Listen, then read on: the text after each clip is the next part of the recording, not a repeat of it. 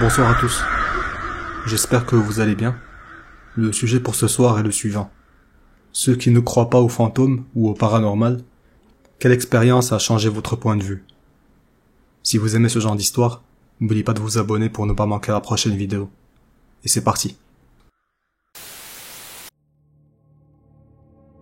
Un copain à moi était séparé du reste de sa patrouille dans un marais pendant la nuit. C'était une mission d'entraînement, mais la situation n'était tout de même pas géniale. Après avoir erré pendant un certain temps et s'être complètement perdu, il a rencontré 3 gars dans l'obscurité. Pensant qu'il faisait partie de l'une de nos unités sœurs, qui était également de sortie cette nuit-là, il a demandé où se trouvaient les autres. Ils lui ont indiqué le chemin, et il est arrivé moins de 5 minutes plus tard. Le truc, et j'ai confirmé ça avec notre chef de patrouille, c'est que nous étions le dernier élément en mouvement, et que personne n'aurait dû se trouver là où il avait trouvé les 3 soldats. J'ai découvert plus tard que 3 soldats étaient morts dans ces marais, dans les années 90, lors d'une mission similaire, et que depuis lors, de nombreuses recrues perdues dans ces marais ont rencontré 3 soldats, qui les ont guidés vers leurs camarades. Je n'ai pas encore tranché, mais il y a quelques années, le restaurant dans lequel je travaillais a lancé une série de projets de rénovation, du jour au lendemain, pour agrandir notre bar, moderniser la chaîne stéréo et d'autres choses encore. Je me suis porté volontaire parce que j'avais besoin d'argent. Bien qu'ils aient essayé de m'organiser en fonction du fait que je travaillais de nuit, j'étais toujours le manager du matin. Ça signifiait que certains jours, je travaillais de 22h à 7h du matin. Je faisais une petite sieste de 2 heures, puis j'ouvrais le resto à 9h du matin. Pour donner un peu de contexte, nous étions dans un vieux bâtiment du centre-ville de Savannah, construit sur d'anciens tunnels pour le transport des patients atteints de fièvre jaune. C'est une histoire qui est constamment racontée par les nombreuses visites guidées offertes aux amateurs du paranormal qui visitent les tunnels. Un certain nombre d'employés ont également raconté des histoires sur des phénomènes étranges qui se sont produits sur place. Des bandes en plastique qui bougent comme s'ils étaient poussés par le vent, des ampoules et des téléviseurs qui s'éteignent et se rallument tout seuls, des objets qui se déplacent ou qui se jettent d'eux-mêmes. Mais je suis plutôt sceptique. Mes collègues ont pris l'habitude de blâmer le fantôme, qu'ils ont appelé Peter, pour les objets mal rangés. Ils disent tout le temps à l'heure de la fermeture de respecter Peter. Il a besoin de dormir. C'était une sorte de blague qui revenait souvent. Le soir de la mise à jour de la sono, il n'y avait que moi et l'entrepreneur, qui était ami du propriétaire. Il était environ 5h du matin, et nous terminions notre travail, lorsqu'il m'a demandé de tester le système audio en mettant de la musique, et en vérifiant chaque haut-parleur. Jusqu'à présent, l'endroit était plutôt calme. Je branche mon téléphone, je mets de la musique, et je la monte suffisamment fort pour que je puisse voir si chaque enceinte fonctionne correctement. Cependant, à peu près au milieu de mon parcours, j'ai soudain entendu un bruit sourd dans la cuisine. Un bruit de métal et d'éclats de céramique. J'ai cru que c'était de ma faute, pensant que le volume de la musique avait probablement fait tomber une pile de casseroles ou de bols qui tenaient à peine sur l'étagère. Je me suis empressé de couper la musique et j'ai pu entendre un dernier bol se briser sur le sol. L'entrepreneur est remonté du rez-de-chaussée après avoir entendu le fracas et nous nous sommes dirigés vers la cuisine pour découvrir rien. Absolument rien. Rien n'avait été déplacé. Il n'y avait rien sur le sol, pas d'assiette ou de bol cassé. Toutes les casseroles étaient encore empilées sur l'étagère. On a décidé que le travail était fini. On a rapidement éteint les lumières, on a fermé le resto à clé et on est rentré chez nous. Le lendemain matin, lorsque j'en ai parlé au staff, ils ont tous ri et ils m'ont dit « C'est de ta faute si tu as réveillé Peter ». J'en ai encore des doutes. Peut-être qu'on a raté quelque chose. Peut-être qu'il s'agissait tout simplement d'une chanson que je n'avais jamais entendue. Peut-être que les objets sont tombés d'une étagère à une autre pour atterrir dans une pile parfaite. Mais honnêtement, j'en doute.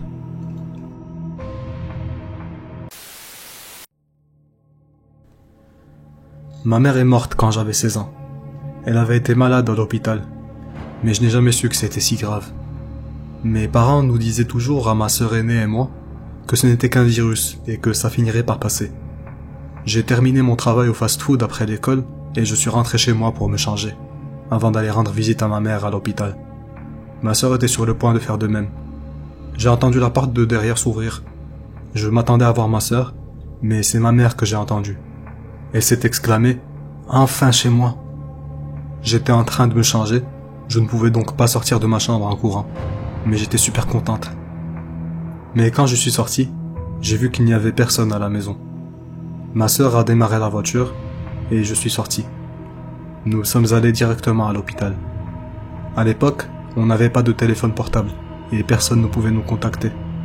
On est arrivé à l'hôpital et on est allé voir maman. Mon père nous attendait. On savait que c'était une mauvaise nouvelle parce que ma mère n'était pas dans son lit. Papa pleurait. Ces mots, elle est chez elle, au ciel.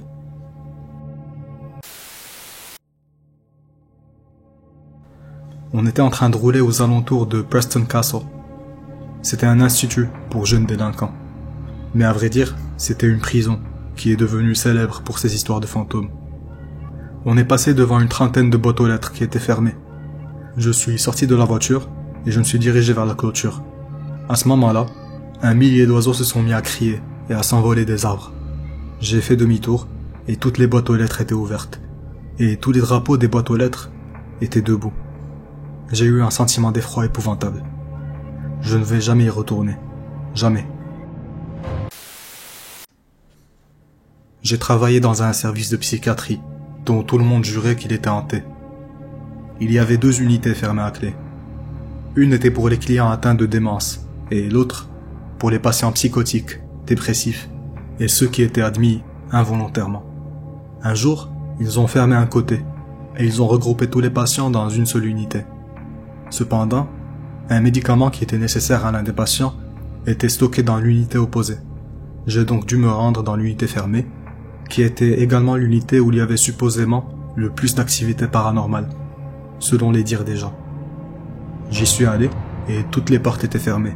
C'est la règle lorsque nous fermons l'unité.